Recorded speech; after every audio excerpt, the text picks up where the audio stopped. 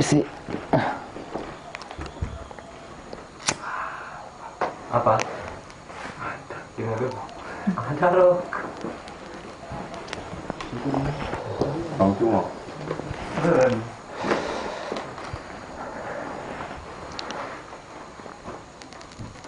Bang, ini ceritanya agak kronologis saja, nggak apa-apa ya? Tidak apa-apa. Cerita-cerita tentang mungkin masa kecil juga nggak apa-apa, mungkin dari keluarga secara singkat bagaimana gitu, terus ada nggak kaitannya mungkin dengan kesenian akhirnya terus abang memutuskan milih untuk berkarya atau berkenalan dengan kesenian seperti itu. Oke, saya rekam ya. Iya. 1, 2, 3. Lahir di sini juga ya? Saya anak ketiga dari 6 bersaudara. Kebetulan saya lahir di Jakarta, 31 Agustus tahun 72. Jadi mau orang tua dasarnya perantau ya, orang Minang. Orang Minang itu kan biasa anak-anak itu udah lahir di mana-mana, tapi apa? Mau umur 4 tahun udah dibawa ke kampung. Jadi besar di sini, sekolah di sini, tamat SMP di dekat yang jalan tadi, sekitar dari sini itu sekitar 2 kilo. Saya melanjutkan ke SMSR sebab orang tua saya mendiang bapak saya, kamu nggak cocok untuk sekolah umum, kamu jiwanya begini gitu. Dari Orang tua cukup memotivasi. Awalnya pembentukan nggak apa-apa. Cair kok ini. Pembentukan keinginan dalam diri itu. Jadi suruh masuk SMSR, tamat. Kebetulan kondisi perekonomian keluarga waktu itu nggak sesegar waktu kita mulai masuk gitu. Jadi kita SMSR 4 tahun, adik juga tamat SMA di bawahku, kan kami ber-6 saudara, yang di bawah perempuan. Memang otaknya agak cerdas. Kita anak-anak bandel lah kalau anak-anak, tapi ingin menonjolkan diri aja, bandel betul enggak kayak gitu. Kalau laki-laki di Minang banyak mengalah dalam segala sisi untuk perempuan, untuk saudara gitu. Saya laki-laki di Minangkabau, dia semua itu udah karakter masyarakat yang membentuk adat identitas masyarakat Minang itu begitu. Jadi adik juga nggak melanjutkan kuliah tahun itu, saya juga udah mundur, udah pergi merantau. Akhirnya tahun kedua adik udah masuk, kita juga nggak kecapai lah untuk kuliah itu. Jadi mulailah ke bisnis dari keramik dulu, desain keramik sampai bikin keramik. Kita kan dasar patung kan ada pelajaran keramik di Tanjung Pinang. Akhirnya ada ya balik lagi ke Minangnya. Kakak mau pesta, nggak ada yang ngurus yang laki-laki. Kita harus ngalah, harus pulang lagi. Kakak perempuan yang paling tua, yang rumahnya depan rumah gadang tadi, itu. Kakak perempuan ngalah lagi pulang dengan alasan disuruh mama ya berdusta waktu itu. Kamu bilang istilah omong aja mama sakit gitu. Memang ada sandiwara gitu bisa pulang. Akhirnya pulang, kita barali lagi, udah balik dari sana udah hilang seni ini. Udah agak mulai mencair lah. Ada mau ke Jakarta, kebetulan apanya di Bengkulu. Sampai di Bengkulu nggak ke Jakarta lagi gitu. Mau ke Jakarta lewat Bengkulu, nyampe di Bengkulu nggak ke situ lagi. Awalnya buka usaha-usaha ini sampai terakhir berbagai banyak pengalaman hidup lah, dari yang pahit terakhirnya buka advertising sambil mitra dengan beberapa tahun dengan PT HM Sempurna, bikin baliho. Kan ada lukisannya itu dulu. Kalau sekarang kan udah main digital print. Kalau dulu kita yang borong itu. Tapi sejak ada pameran Pak Nazar Ismail, itu mantan guru saya di SMSR Padang.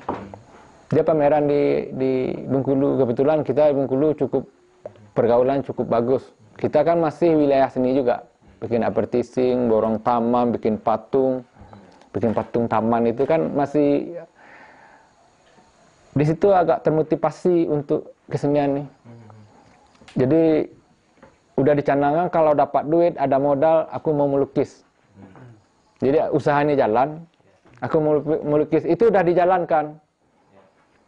Dikontrak tempat sebuah toko lah gitu, nggak ruko, nggak. Satu lagi untuk teman. Kita modali 50-50 tapi nggak jalan. Pokoknya nggak jalan karena kita harus lagi pulang. Permasalahan di kampung ini cukup berat. Cukup berat.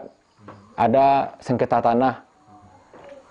2001, tahun 99, mama saya kandung meninggal.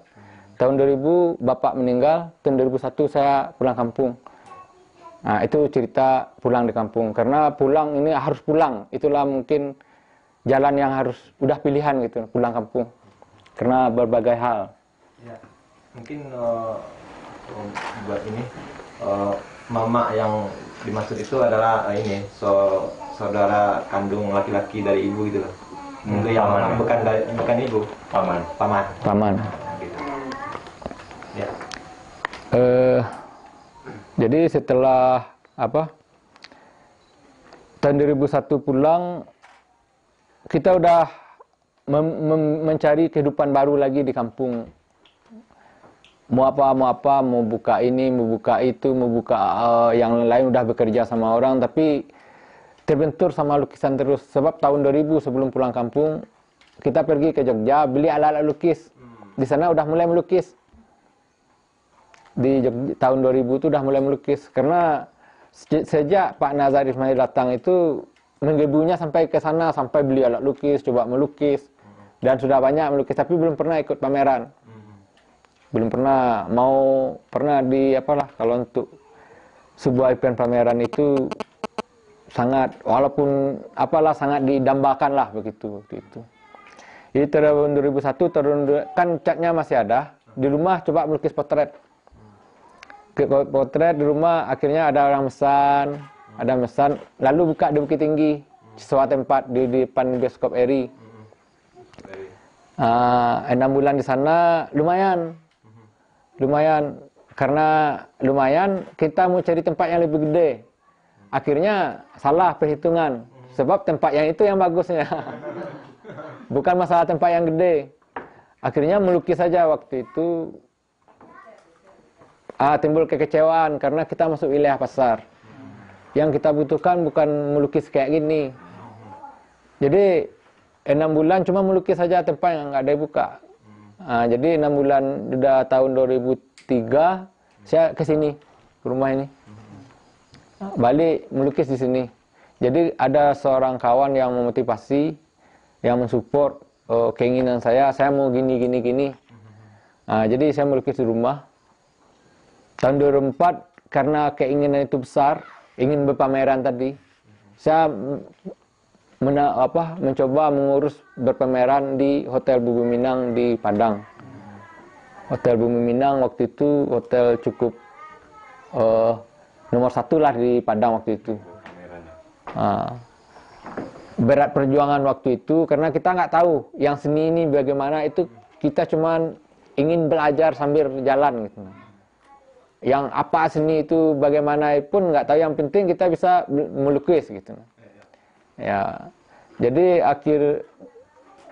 mungkin ini perjalanan nggak bisa bagian dari sejarah hidup, nggak bisa ditinggalkan. Tahun 2004 itu bisa pameran, dan itu baru kita bisa mengenal seni rupa ini secara udah mengenal masuk pintu seni rupa. Awalnya Sumatera Barat sampai ke Jakarta gitu. Tahun 2004, dan pernah karena batin kita udah jiwa kita udah dialiri minyak mama. Nenek mama ini kan seorang penghulu di Minangkabau, kepala suku, kepala adat. Mungkin dulu pernah ngadain pameran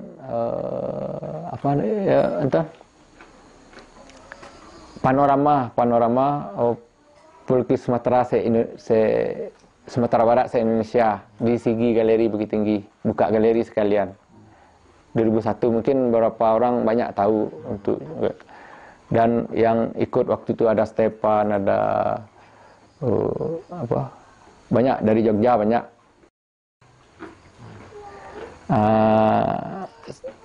Setelah itu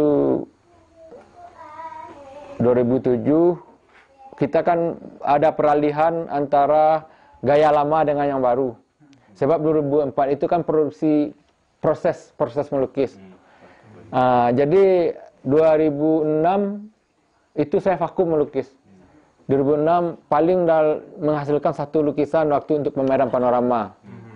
Karena ada pergeseran itu, kita perlu banyak memahami tentang apa itu seni lukis.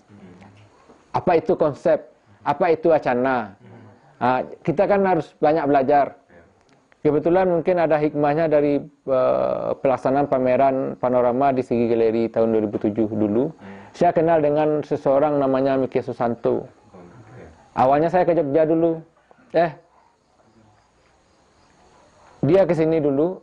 Saya ke Jogja dulu. 2 kali, Miki 2 kali ke sana, aku 2 kali ke sana. Disitulah saya banyak belajar. Kiranya saya mungkin Tuhan menempatkan saya dengan orang-orang yang cocok gitu.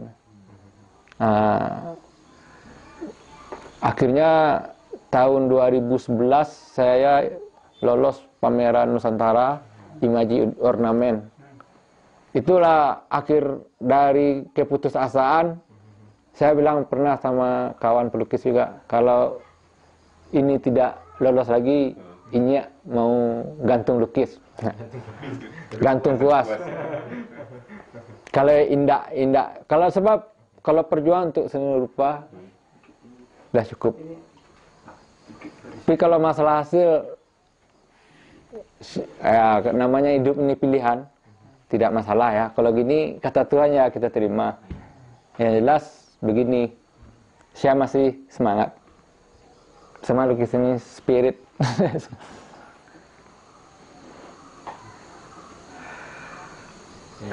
Terus perjalanan itunya proses melukis itu ya, perjalanan lukisan dari dulu, perkembangannya dari dulu itu bagaimana sampai sekarang, tema-tema secara teknis juga. Kalau saya rasa, saya sendiri rasakan saya banyak peningkatan gitu. Kalau secara tema itu dulunya lukisannya tentang apa? Saya tentang sosial, banyak tentang sosial, isinya perlawanan dua zaman, dua tradisi. Seperti ini. Ada sebab sekarang kalau saya pandang dengan tradisi, dengan kemajuan teknologi, apa nantinya gimana gitu. Apa ini masih bisa dipertahankan atau ada celah-celah untuk menjaga gitu. Contohnya iPad dengan tradisi orang Minang yang wanitanya agak sebenarnya wanita orang Minang itu ibarat kupu-kupu. Bagaimana manisnya kupu-kupu. Dia tidak mau sembarang tempat singgah untuk duduk. Dia mencari tempat yang bagus-bagus, yang harum-harum. Itu kan wanita. Apalagi dengan kebebasan zaman, itu kan banyak istilah, ada perlawanan dua sisi antara zaman tradisi sosial masyarakat dengan kemajuan zaman yang tidak terbatas gitu. Ini sekarang 5 tahun lagi, 10 tahun lagi gimana gitu. Nah, yang jelas kita disumpah secara adat.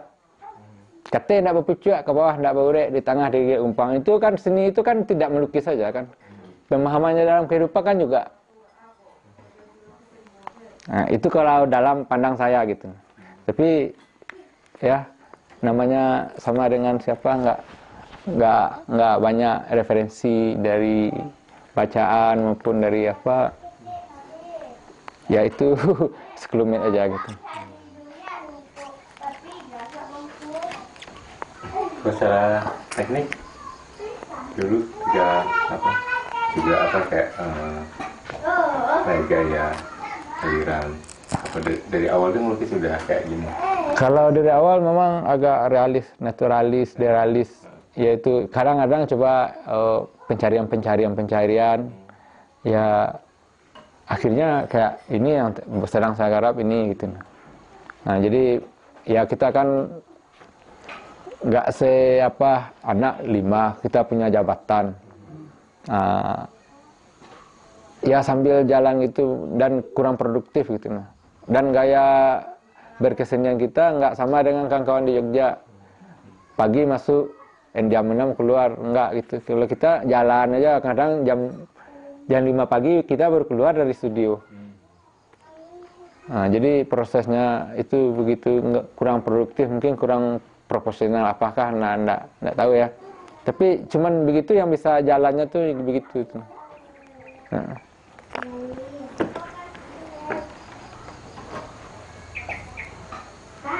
Ya, yang jelas kalau masalah ini bagus enggak, saya cuman menjalani, kira begini. Tapi udah ikut berapa pameran di luar, saya banyak dapat input untuk bagaimana nantinya. Tapi kadang dalam perjalanannya perlu waktu juga kan. Nggak bisa langsung cepat gitu. Oh, dengan lokasi tinggal ya di sini yang cukup jauh ya. Kayak mungkin Padang Panjang boleh bilang satu pusat juga ya. Sumatera ya. Padang Panjang karena ada isi kan, terus lebih ke tengah lagi pusatnya di Padang itu cukup jauh. Itu ada permasalahan nggak? Ada permasalahan juga atau malah itu jadi keuntungan? Sebenarnya permasalahannya memang ada karena kita kurang diskusi sama kelompok-kelompok seniman ini yang kompeten, kayak ada dosen seni rupa. Biasanya kita kan itu semacam kendala, tapi kadang-kadang kalau kita butuh ke sana kita pergi aja, nggak sering kayak Wilanak tuh sering kayak Taman Budaya ke Pasipen ada pameran di situ ngobrol. Tapi kita agak lambat dapat informasi dan lain sebagainya, itu memang. Tapi kalau untuk secara online nasional, kadang kita ada online di sini, bisa online di sini. Jadi informasi pameran, ada kompetisi, kita tahu gitu. Mulai Facebook apa kan. Apalagi sekarang kalau udah masuk dalam jejaring Facebook grup itu cepat kali sampai. Cepat informasinya baik. Jadi jarak itu nggak jadi masalah lagi gitu. Kalau dulu memang kan ke Padang habis dulu duit 200 baru bisa. Pak, kalau ini ada perbedaannya nggak selama mungkin waktu sebelum jadi pemangku adat atau enggak gitu, dan itu pengaruh nggak dalam karya? Saya rasa ada gitu. Sebab kalau dulu kita berkarya sekedar mengkritis tentang sosial, tentang pemerintahan, tentang nenek mama, tentang udah mulai kapan yang soalnya itu? Ya kalau dulu waktu setelah 2004 pameran itu sampai 2011 itu 2010 itu kan sering juga pameran. Pameran tuh banyak di Padang, di mana di Kerinci, di apa kan. Tapi kan kita masih berkarya dengan idealis saja. Maksudnya masih dengan kita yang menurut kita bagus gitu. Tapi kita nggak pernah berkaca dengan karya-karya orang lain. Itu banyak. Tapi dari sekian banyak pameran itu pasti ada input masukan untuk karya berikutnya. Nah, jadi kalau untuk udah banyak dari teknik, udah misalnya pencapaian ini seminggu dalam berapa jam kita bisa sanggup. Nah, itu aja kemudahan sekarang dengan teknik aja, dengan teknik. Kemudian perpindahannya setelah jadi ini pemangku adat? tahun 2010 itu udah mulai. Baru-baru inilah banyak. Sekarang ini lagi bergejolak gitu nah.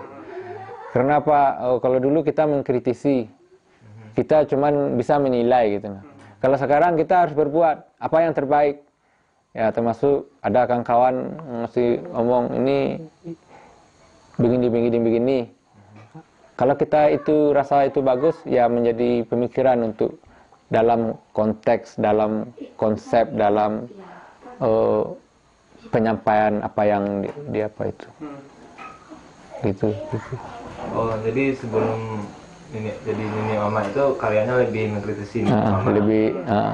Kemudian setelah jadi Nini Mama, yang gimana lagi cara mengkritisi Nini Mama gitu? Ya, kita sudah pelaku. Kita udah sepelaku itu udah beda gitu nah.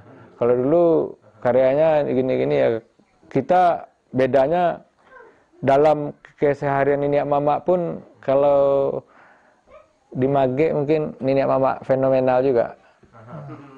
Nah, sebab apa? Kita muda. Kita Nini Mama pucuk yang paling atas. Itu suku di Nagari. Sebelum jadi Nini Mama, saya udah pernah dikeroyok ramai orang. Pakai golok, pakai senjata tajam. Akhirnya masuk rumah sakit. 3 hari sesudah itu orang sepakat aja menundukkan saya jadi datuk. Saya nggak tahu, saya nggak kepingin waktu itu.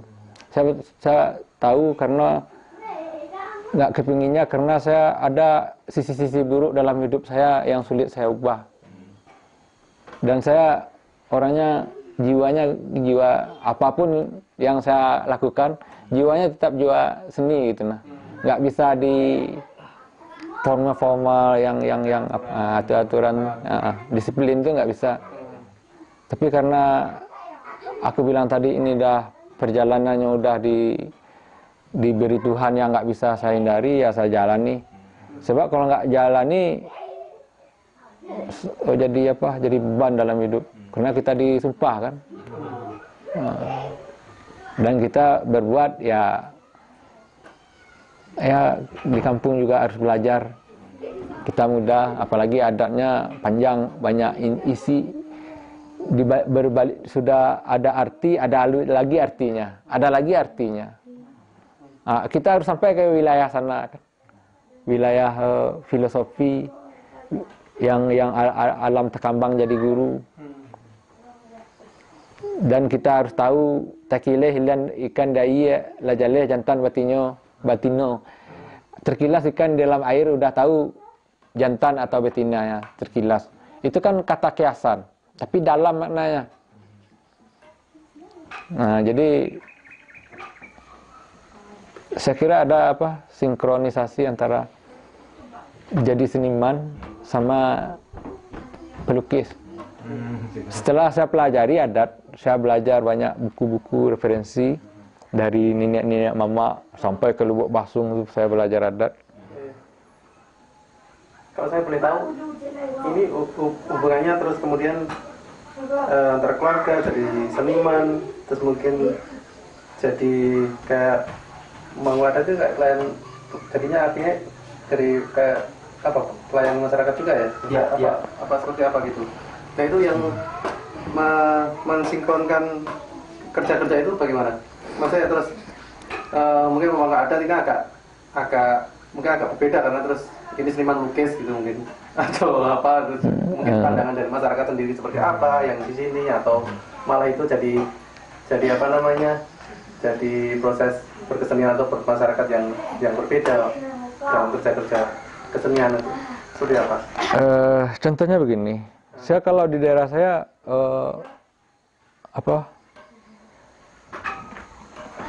paham jadi datuk ini harus pakaian aja nggak boleh kayak ini, pakai kaos, harus pakai kemeja. Kalau menurut adat sebetulnya nggak boleh pakai saku, pakai topi peci, ada lilitnya sini tandanya datuk. Pakai serawai ini serawai datuk ini. Tapi ini yang komoditi yang bagusnya ada Celana Solo deh kami namanya. Ini pakaian harian nenek mama. Padahal dulu sebelum jadi datuk, rambut saya ini panjang. Yang motong pun padang panjang, padang-padang, golok-golok sampai hancur. Banyak jahit di sini. Oh, gaya kadang suka dari pergaulan, istilahnya kayak anak-anak sekarang itulah gitu. Datuk ini banyak paham di situ. Ya, dia kecontoh dia nak kemenakan. Satu. Kalau istilahnya kayu gadang di tengah padang, batangnya untuk bersandar, uratnya untuk berselo, daunnya untuk berlindung. Saya Datuk sekarang ini jadi seniman kere pula lagi. Kalau gimana mau berlindung? Ya, kita harus menyelesaikan masalah. Kadang-kadang orang ingat waktu masalah itu ada, kalau nggak ada masalah kita nggak diingat. Gitu. Tapi itu ba'alam laweh, bapadang lapang. Kita harus berilmu, tapi kita harus sabar orangnya menghadapi semua. Banyak kamanakan bapisau tajam, mama badag yang tabah. Itu kan menyudutkan ke mama terus.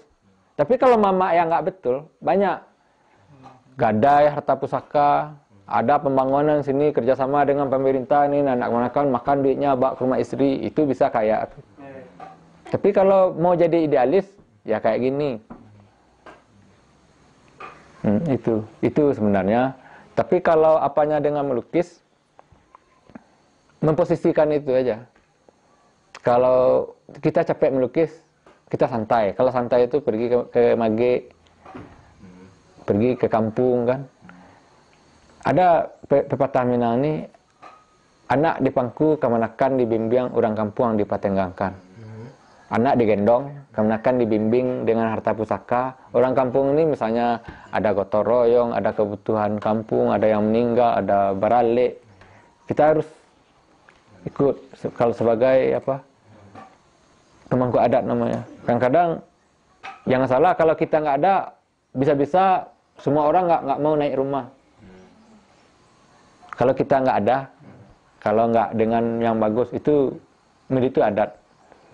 Ya kita berjalan di celahnya gitu. Itu aja yang membuat saya bisa melukis. Aku lihat kayak sebenarnya juga dari akhirnya harus belajar adat itu kan. Iya. Belajar adat, terus dari tadi kan di Sumatera Barat di sini tuh kayak pepatah-pepatah seperti tadi. Ketika ditelusurin lagi itu jadinya sangat dalam maknanya untuk kehidupan gitu. Itu kan seperti itu ya. Itu kan seperti kebalikannya ketika orang berkarya kan. Iya. Itu akhirnya ketika berkarya menjadi lebih mudah ketika saya mau ini untuk merucutkan menjadi itu. Kalau saya pikir, kalau saya nyerah nerawang itu udah bagian dari konsep. Bagaimana memvisualkan aja lagi. Saya dulu kan namanya anak muda, agak leceh kayak adat. Setelah saya pelajari, adat ini besar. Ya, saya bandingkan dengan sangat susah mempengaruhi ideologi sesuatu bangsa. Tapi di negeri Sembilan itu terpengaruh. Sampai sekarang ada datuknya pakai Minangnya. Dia udah negara Sembilan. Itu gara-gara Minangkabau. Nggak ada dengan menjajah, nggak ada dengan kekerasan. Kepengaruh Minangkabau itu nggak ada dengan perang. Kalau nggak diperangi dulu. Jadi saya pikir kalau dengan tidak niat yang baik, sebab kebenaran itu tegak sendirinya, kebenaran itu bukan karena sianu tegak sendirinya. Tentu adat itu nggak dipakai orang sekarang. Saya cuman kasih ilustrasi kepada anak ponakan saya. Contoh aja Jepang. Jepang itu maju secara teknologi segalanya, tapi dia ke Amerika, orang Amerika itu belajar bahasa Jepang untuk bisa menyambutnya gitu. Bukan kita yang harus belajar. Itu kalau secara keminangan gitu. Karena saya pikir itu bagus untuk menyikapi perkembangan zaman yang nanti nggak ada apanya. Alhamdulillah banyak daerah yang saya jalani khususnya Indonesia ya. Saya yakin untuk berkreasi apa di Padang, di sini sendiri atau di Mage tempat saya. Ya, tadi dari awal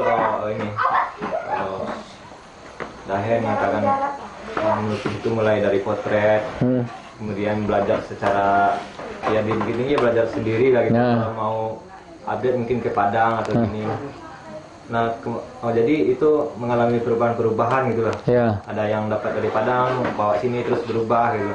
Nah, setelah pameran Nusantara berapa kemarin? Aku ingat dia pameran Nusantara ke Jakarta. Berapa bulannya dia Jakarta, terus dia ke Jogja man? Dari itu Jakarta Award. Jakarta Award. Terus dia ke Jogja, nginap di Mike berapa bulan, terus ke Pak Kiai pelukis itu loh. Oh iya. Berapa bulan. Riyadi. Mungkin perubahan-perubahan yang dalam belajar gitu loh. Gimana? Kalau peningkatan itu sejak saya dari bulan September 2012 saya ke Jakarta ikut pembukaan pameran JAA. Tapi dalam mau berangkat dari sini itu udah ditanamkan dalam hati saya mau apa dulu. Sebab kita perlu banyak hal yang kita harus tahu dari luar untuk diproses di dalam dan dibawa keluar lagi gitu. Bukan dari dalam aja keluar, tapi dari luar kita proses, dari dalam nih kita bawa keluar lagi. Dari perjalanan itu cukup banyak, mungkin yang bisa paling tidak itu kepercayaan diri gitu. Saya dulunya hilang percaya diri ini, nggak pedean gitu. Itu sangat mempengaruhi dalam berkarya pun. Tapi setelah di situ banyak hal juga, karena waktu saya ke Jogja itu suasana seni rupa nggak sehangat waktu tahun 2008. Senimannya nggak semesra yang tahun dulu, yang waktu tahun tahun-tahun. Karena suasana lagi santai aja gitu. Tapi sering ikut pameran orientasi di Jakarta, pameran Madejirna di Galeri Nasional, pameran di Jogja banyak pameran, di Jogja hampir tiap saat ada pameran. Ketemu Anton juga di Jogja, dan ada temu sama Gunadi tahun 2000, acara Gunadi waktu itu banyak perupa di sana waktu itu. Dan ketemu dibawa sama Didi Pau, kenal sama seniman di sana. Sebab itu banyak hal yang istilahnya pembelajaran yang bisa saya peroleh itu, untuk memastikan saya harus lanjut atau balik arah. Dan di sana kalau kita bersedia sanggup dengan apa itu udah ada yang nawarkan untuk pameran gini. Dan sekarang jalani itu. Tapi memang karena kita nggak bisa kadang ada masalah. Kadang dari Mage itu supaya di sini untuk jangan banyak orang cari gitu. Kan di sana itu daerah saya, otomatis banyak orang kebutuhan itu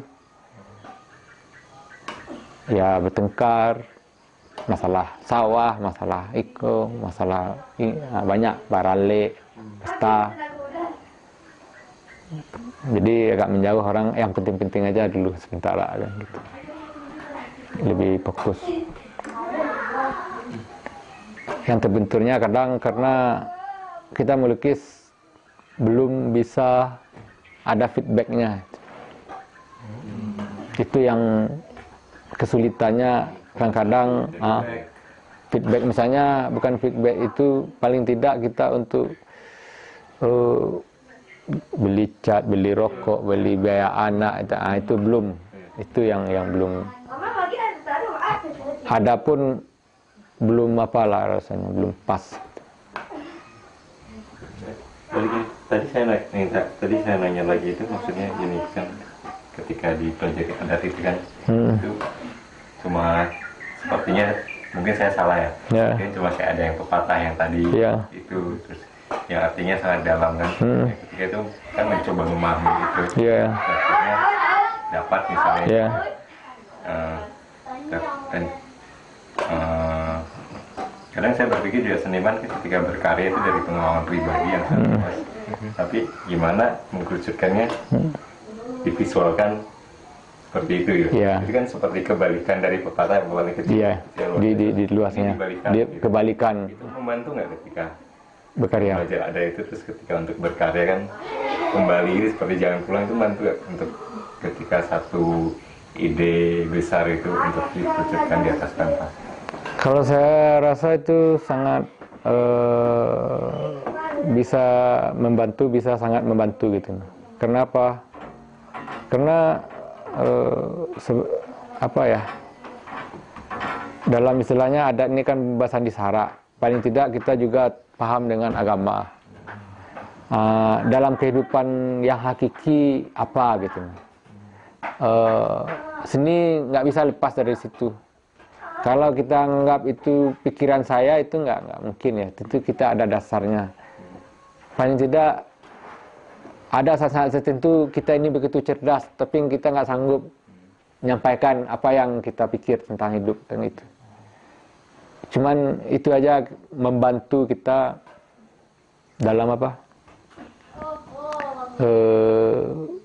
ke dalam konteks wacana tadi. Tapi memvisualkan itu kan perlu kecerdasan. Pulangnya kayak individu. Kalau dia bagus, dia agak banyak referensi, nah itu mungkin atau ada teknik-teknik yang gitu kan. Ya kita kena dasarnya proses banyak sendiri gitu. Nggak ada kelompok seni yang betul-betul kita ikut ya. Kita dekat dengan komunitas mana aja di Sumatera Barat ini cukup dekat lah.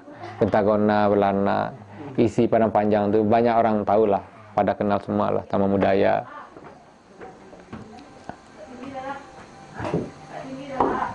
Kalau yang itu gimana ya? Saya pengen lebih tahu lagi yang 2006 itu kan ada abang bilang itu periode vakum ya. Iya. Nah, persoalannya kalau yang saya tangkap itu lebih persoalan abang mencoba memahami apa itu pendekat lebih ilmiah, lebih teoretik, apa itu seni, apa itu wacana. Itu bagaimana pada saat itu juga abang kan sudah tinggal di sini ya? Iya. Tapi bagaimana mengatasi keterbatasan itu?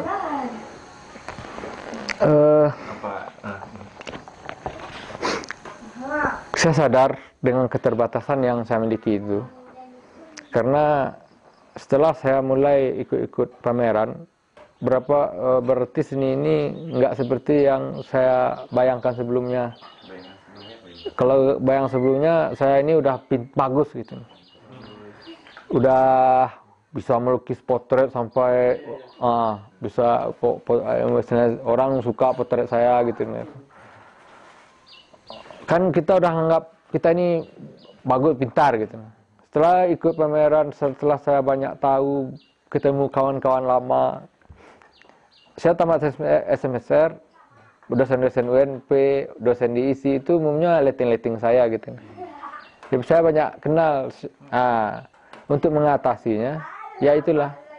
Karena kawan-kawan itu yang sambil cerita, ada yang baik, saya petik. Dan saya kadang tahun 2007 saya udah mulai internet. Nah, apa yang saya butuhkan ya ada, apalagi tentang kontemporer itu kan ribet kadang. Di situ dari 2006 2007 itu memang banyak vakum, cuma satu karya akhir 2007 bikin. Karena proses itu tuh saya udah jenuh juga yang pencapaian yang saya buat yang dulu. Saya kalau itu juga saya nggak ada motivasi untuk melukis, itu nggak ada lagi. saya melukis itu ada yang tertantang gitu. Nah, kalau tertantang itu udah nggak ngerti capek, nggak ngerti lapar gitu. Tapi kalau udah bikin itu lagi udah yang pun nggak bosan. Sampai sekarang tuh nggak mau nerima lukisan potret gitu. Nah, udah dapat duit, nggak ada yang dapat itu. Rata-rata lebih dominan dari diskusi, Nah, baru mencari sendiri. nah. Ada juga nggak menggunakan metode seperti apa? Menulis atau memikirkan pada saat tertentu ini bagaimana sehingga menjadi ada paling kita nerawang aja. Kalau lagi mood pemikiran, lagi santai, dapat ide, ini bagus nih, ya, kayak ada pergi ke pasar, ada cewek berjilbab, yang satu perempuannya mengapit yang agak yang satu agak modern gitu kan. Yang satu anak sekolah di tengah-tengah berjilbab kan. Itu bagus juga. Kayak gitu cuman yang untuk setelah itu apa kira-kira dampaknya itu ketika setelah periode vakum baru abang mencari tahu banyak, terus setelah itu hasil yang keluar di dalam cara abang memandang diri sendiri baru seni lukis dan sampai akhirnya ekspresi dalam karya lukis itu bagaimana kalau yang abang dibagi rasakan abang? Kamang.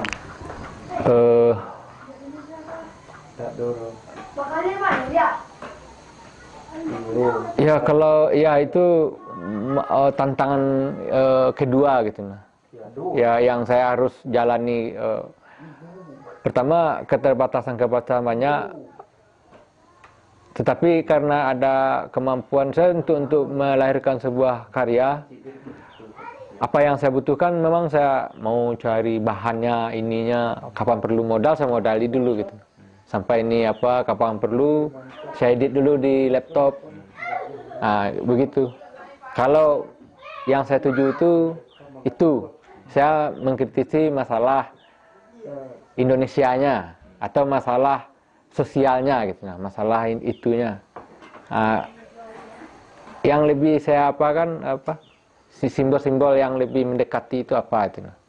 Nah, itu banyak. Ya masalah ya paling tidak itu interaksi saya banyak.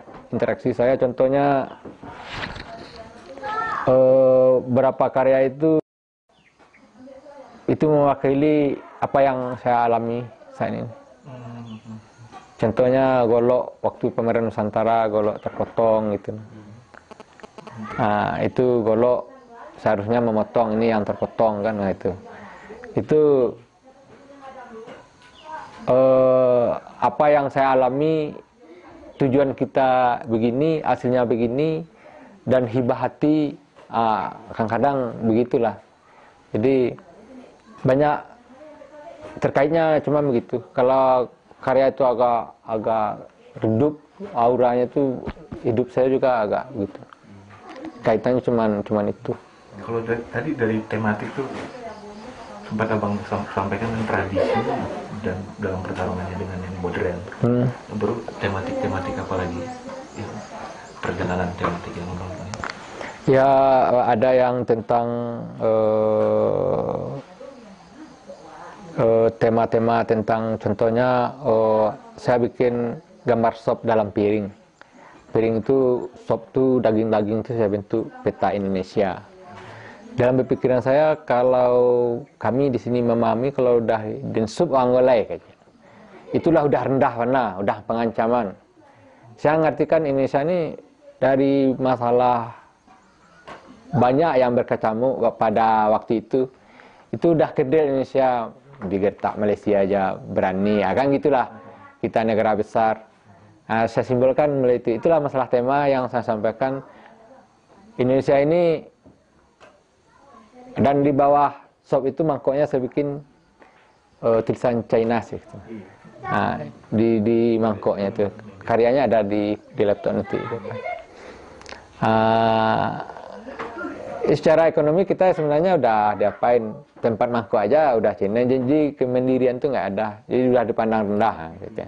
Itu kan udah di sop gitu. Nah ya kalau secara sekarang, secara bodoh-bodohnya saya karena tidak orang ekonomi apa enggak ya, orang politik juga enggak, sangat mampu orang untuk jatuhkan Indonesia itu. Nah, tapi itu tentang kekaryaan ketemaan itu. Itu ada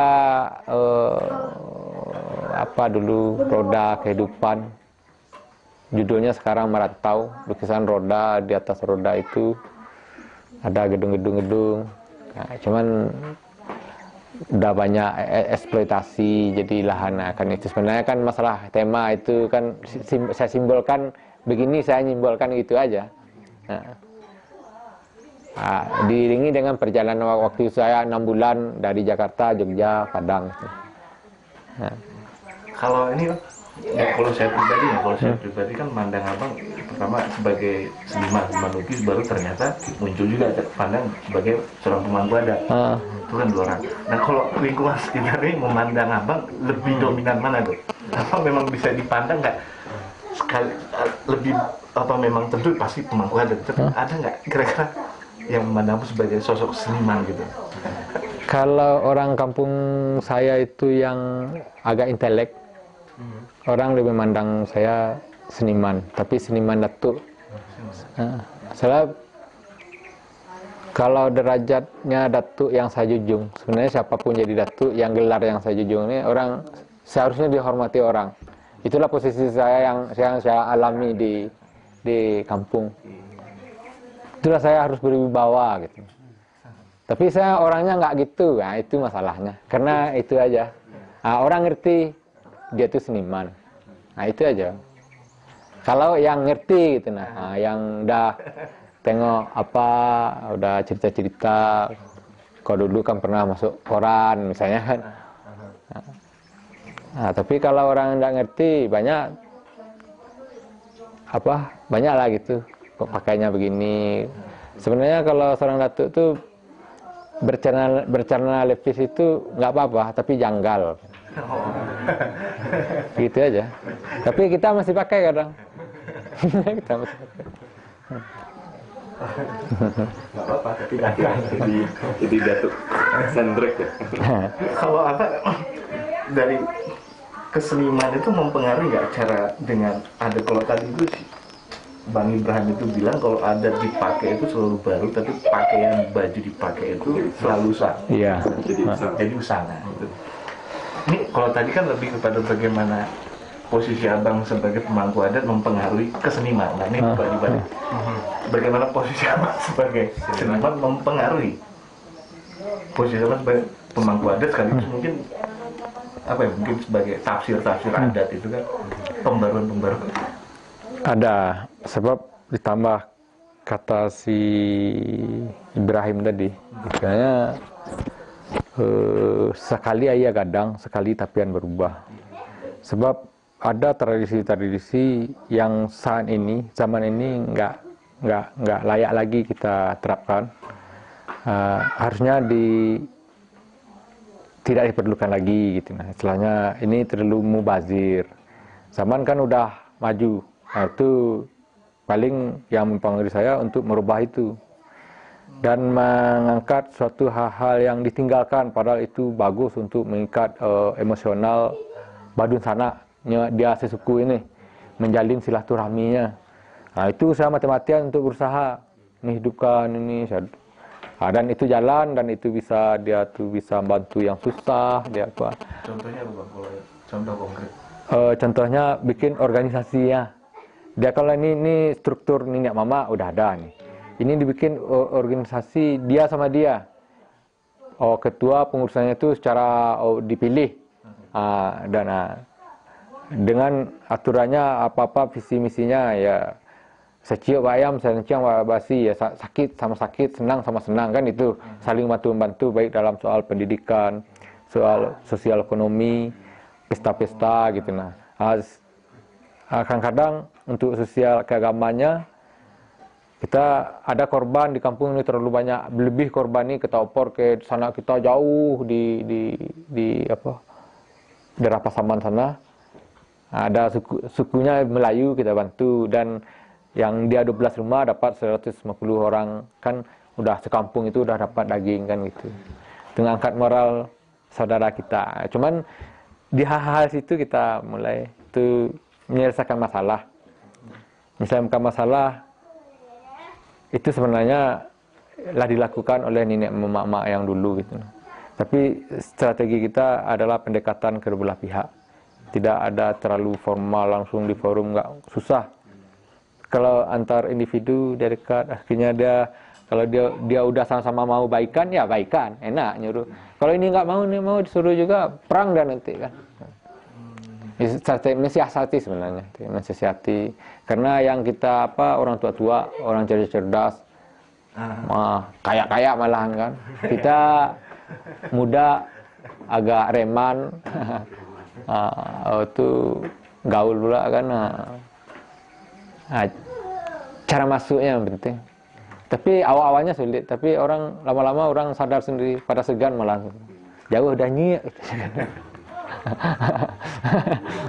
Jauh udah nyiak. Kalau itu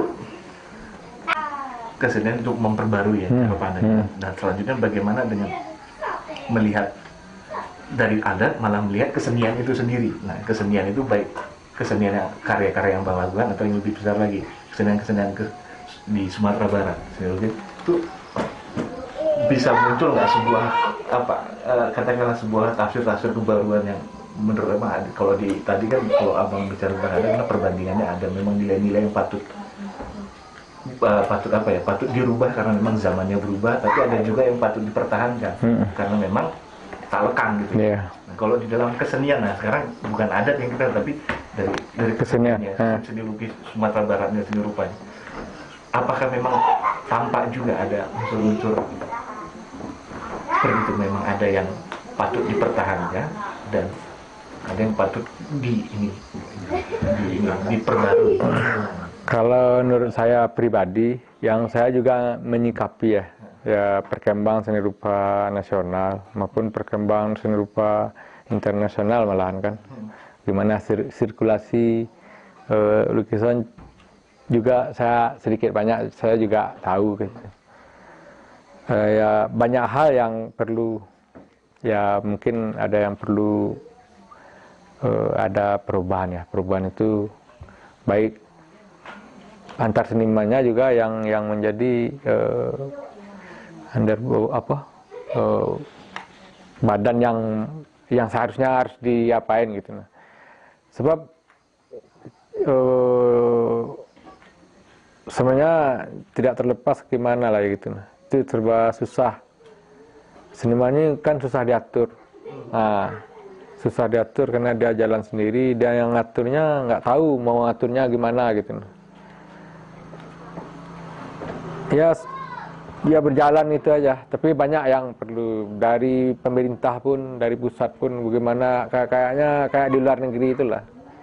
Yang produktif betul-betul seniman itu memang harus ada fasilitas, ada hak-hak yang harus diperjuangkan itu. Sebab ini sulit kehidupan kayak gini. Ya. Tapi kalau dia berhasil syukur kan. Kalau yang itu yang katakan yang perlu dirubah itu kurang. Kalau yang tak lekangnya so, semangat. Yes. Ya semangatnya yang tak lekang itu karena pada dasarnya kita udah bisa menghisap diri ini, kita ini kemana itu. Bagi diri saya mau jadi apa? Kalau manusia mati gajah mati meninggalkan gading, manusia mati meninggalkan belang, manusia mati meninggalkan nama yang berbentuk apa gitu. Kalau ingin nama yang baik ya carilah yang terbaik nanti itu. Termasuk dalam ide, konsep, karya-karya yang bagus, yang fenomenal gitu. Kita kan harus melangkah ke situ. Ya kalau kita banding pula sekarang karya Indonesia, Korea, Cina, orang itu kan kompetisi, kan kadang ada selera pasarnya begini gitu. Ya kan kadang berkesenian kan nggak lepas dari pasar itu. Kan kadang dalam seninya bagus, pasar nggak suka kan ada juga. Jadi nggak ada yang murni juga keseniannya, susah kalau diapain. Ya kadang karya seseorang ini nggak apa-apa dinilai apa-apa karena diangkat oleh seseorang, bisa karya ini fenomenal harganya. Kan banyak kejadian sekarang. Goreng ya. Goreng. Nah, jadi harus gimana kalau berpikir. Nah, jadi pulangkan aja lah. pribadinya, individunya. Saya cuman kalau saya bikin karya begini yang enggak ini. Ya asal ada ini, itu pengembangannya lagi. Nah, biarlah saya bikin kayak begini lah, ini aja lah. Cuman Tuhan meredai saya melukis kayak gini gitu nah. Itu aja, nggak banyak. Kalau ikut terlalu banyak ikut, oh ini trennya ini trennya ini trennya tengkorak nanti, bikin tengkorak, itu kan susah. Nggak punya pendirian. Nggak punya pendirian. Dan kita secara konsep berkaryanya begini ya kan. Membahasakan konsep karya aja saya pusing. pusing. Inilah pekerjaan paling berat daripada melukis. Bikin bahasa.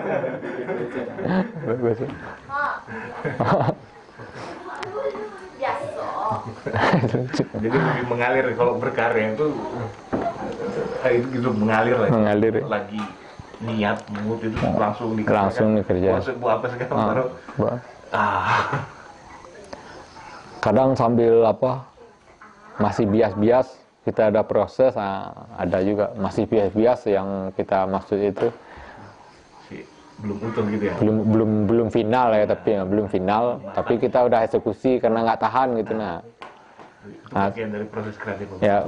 Sebab kalau kita tunggu nggak mau final kan, nanti sambil jalan dia masuk aja sambil jalan. Ya kita kan udah jiwanya udah jalan kan. Dia yang kadang datangnya itu kapan-kapan ada aja.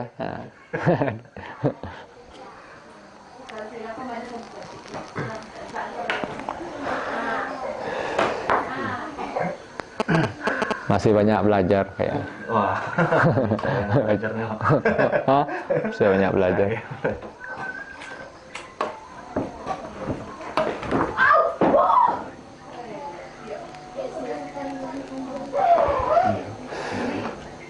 Itu dengan Anton itulah. Anton ini orangnya agak senang lah dari dulu, support. Progresif, anak muda progresif. Ini zaman penulis palingnya. Aku nanti di Ganas boleh pindah sama kamu. Boleh Ganas. Kalau kayak gini mulai kapan yang model-model kayak gini? Sebenarnya kalau secara visual itu lebih nampilin apa sih? Sebenarnya ada sisi kalau dulu ya pencapaiannya dalam apa-apa yang hal-hal yang ya mungkin pencapaiannya ya masalah bentuknya lah, dari cahaya misalnya, apa yang bikin orang silu supaya dia tuh naik itu. Misalnya bikin realis. Sebagian kan banyak ada yang silu sedikit-sedikit goresan tuh yang bikin orang paling dalam masalah bentuk, pencapaian bentuk kan. Kalau ini sebenarnya kan tanah, tapi bagaimana kini saya coba pencapaiannya lebih praktis, cepat. Yang saya ngomong garap seminggu, dalam sehari selesai. Dalam teknik ini kan ini baru saya coba. Ini sebelum ini sebelum yang ini saya bikin ini. Mengarah ke penyederhanaan. Ini sangat beda ini. Ini sebenarnya lukisan ini yang mau di progres orang, setelah selesai saya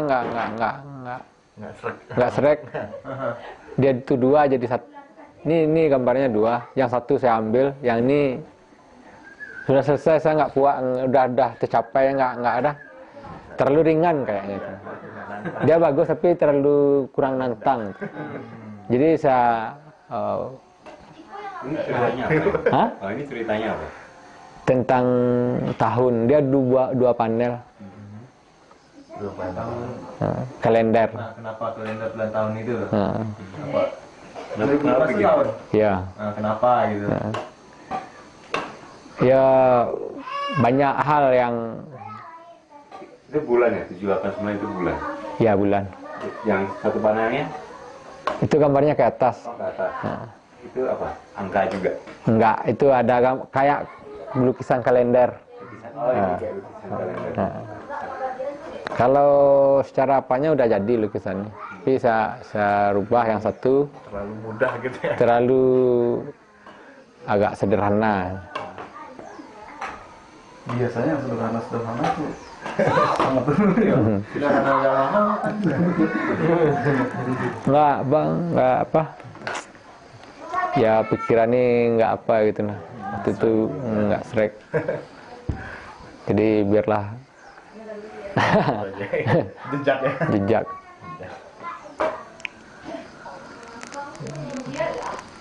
Diminum mas airnya. Ini dari Medan nih. Dari Medan. Batak. Itu dari Pontianak. Republik. bukan. Republik Gunung Kidul. Ya Gunung Kidul. Ya. Kalau saya dari Banten.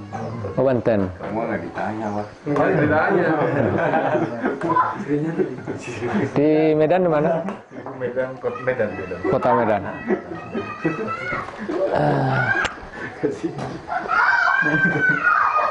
Ini Sumando. Istrinya orang Padang Panjang. Oh, orang pernah panjang lah, Mando. Dikasih gelar tuh biasa Mando. Oh iya.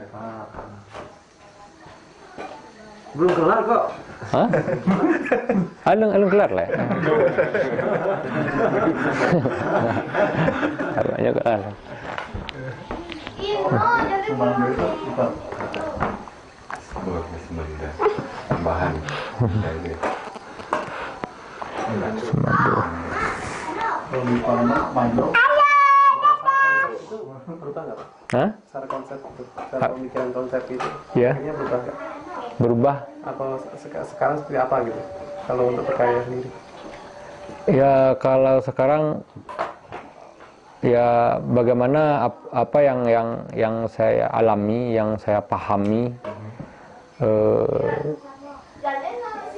dan saya visualkan dengan bentuk-bentuk yang saya ingini gitu loh. Tapi tetap dengan memakai proses saya dibesarkan dalam lingkungan saya Minangkabau, alam Takamang jadi guru itu saya coba untuk mengemas karya itu dalam pandangan saya sebagai niniak mama. Oh, ya. Nah, sebab karena saya nggak merasa disekolahkan khusus untuk melukis, tapi saya juga cuman ada perentaraan di semester, saya lingkungan saya ada, link saya ke situ ada, itu yang nuntun keinginan itu. Kalau soal pesan atau apa gitu, biasanya apa artinya untuk visualnya atau ininya gimana? Ya. Ini ada yang disampaikan bisa dari karya-karya itu.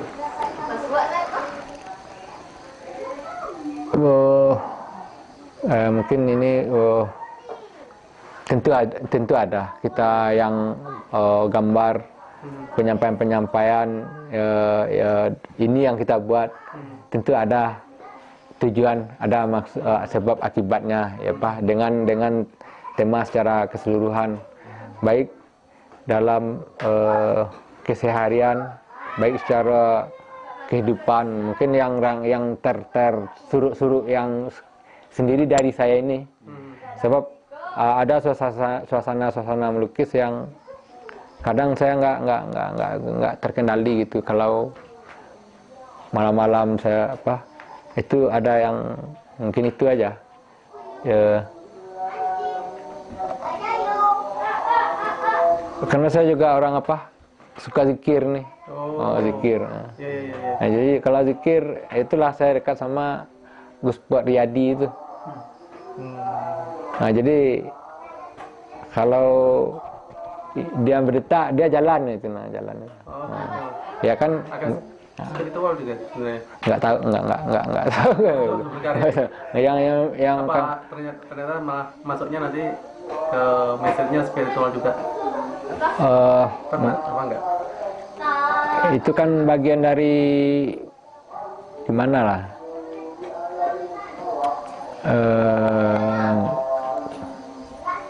Ya kalau sebenarnya kalau dalam agama ini yang kendalinya itu kan dalam hati ini, dalam rongga.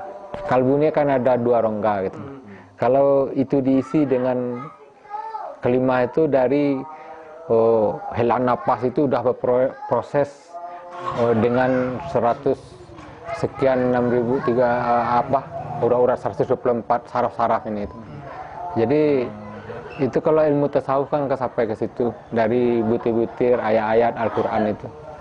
Nah, jadi kalau dia ngalir terus. Tapi nggak selalu kapannya kita butuh. Nah, itu. Nah, membantu menstimulasi proses kreatif sampai jadi karya itu. Ya. Nah, kalau dari sana hubungannya yang bahasa nggak hubungannya sih, maksudnya ini kan akhirnya di sini mungkin tradisi agamanya juga masih kuat gitu, dan kadang-kadang menggambar itu kalau dalam agama tertentu itu ada banyak pro kontra gitu ya. Itu sempat dipikirkan ya? Sempat lah. Atau ada beberapa yang mungkin dihindari atau untuk berkarya? Ya namanya ini untuk apa yang kita bikin hidup ini untuk dibawa mati gitu. Dan kalau kita di dunia dapat tapi di akhirat tidak, itu kan nggak ada keseimbangan lahir dan batin itu. Sebab kita jadi seniman pun untuk menjalani kehidupan untuk kepuasan lahir dan batin tadi itu.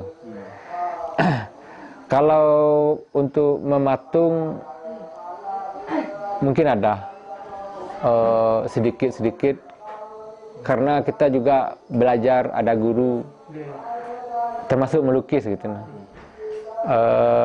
Kalau untuk lukisan, kalau kita kaji betul ke agama, orang yang megang kunci Ka'bah itu ada suatu kaum yang dipercaya dari turun-temurun kunci Ka'bah.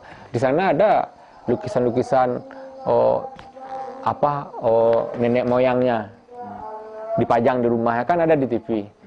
Kalau sumber Islam aja di sana kok kita harus pintar-pintar ini haram. Nah, dalam patung kan juga gitu.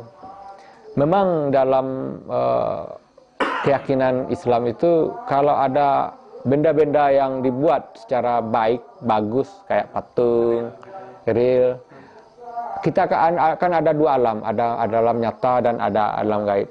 Dan makhluk-makhluk gaib itu senang bersemayam di sana kalau misalnya dia bikin patung. Nah itu. Jadi kalau guru saya bilang, nggak apa bikin patung, saya juga pernah di Lubuk Basung sana saya bikin patung. Tapi jangan untuk dalam ruangan. Nah, kalau nanti dalam ruangan, nanti ini nggak tahu sesuatu orang nanti ini menjadi hal, waktu lihat patung itu mata saya langsung sehat katanya kan. Nah, jadi berhala dia kan. Nah, kita terkait dengan yang membuat kan, mendair itu. Kalau di lukisan, kalau Pak Kiai bilang jangan utuh gitu. Nah, jangan itu. Ya kita nggak tahu, kita jalani, kita juga pernah bikin patung utuh, patung apa dulu kan.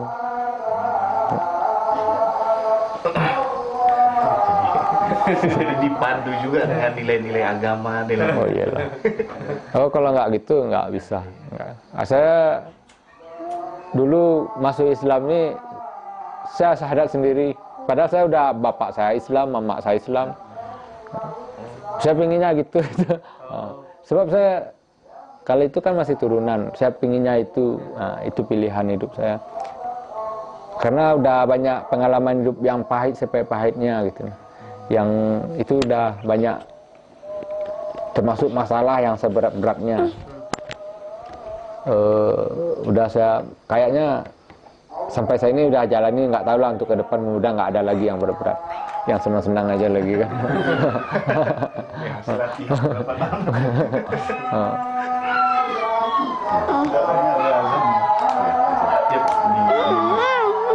Mau tinggal dulu atau mau sholat dulu apa mau makan dulu? Soal apa namanya? Soal untuk profil juga cukup juga sih. Saya itu udah banyak takut juga. Udah cukup. Apa sayang terus? Up. Nah, jatuh asal.